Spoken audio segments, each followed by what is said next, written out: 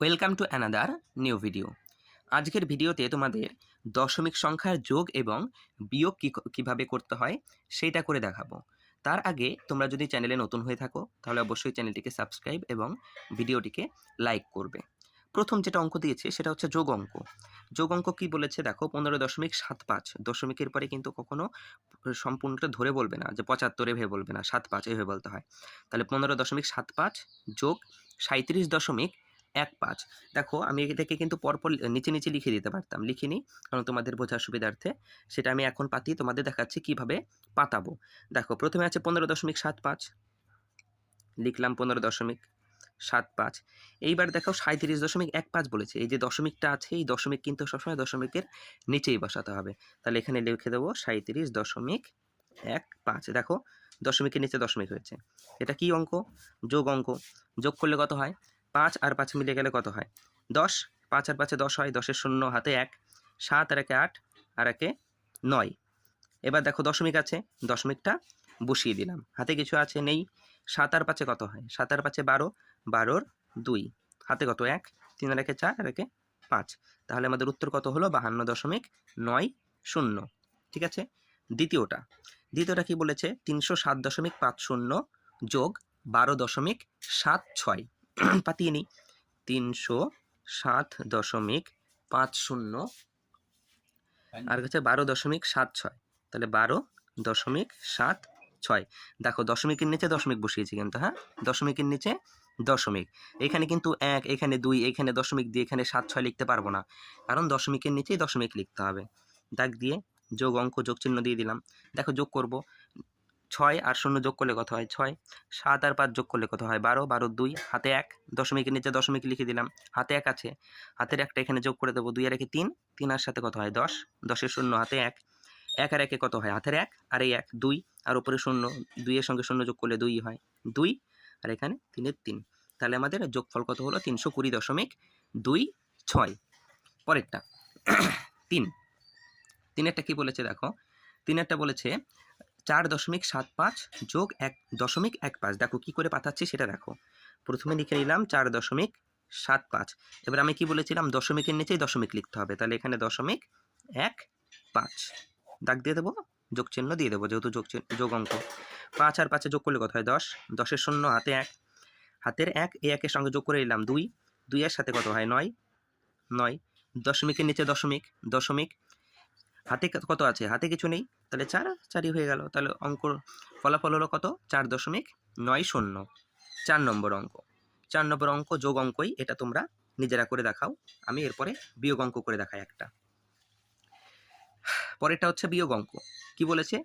208.58 বিয়োগ 56.20। এবার দশমিকের বিয়োগফল প্রথমে লিখে নেব, 208.58। এবার কি বলেছিলাম? দশমিকের নিচে দশমিক লিখতে হবে। তার জন্য আমি 56 এইখানে লিখব। তাহলে দশমিকের নিচে দশমিক হয়ে গেল, আর এই 2 0 দাগ দিয়ে দেবো। বিয়োগ চিহ্ন, তাই বিয়োগ দিয়ে দিলাম।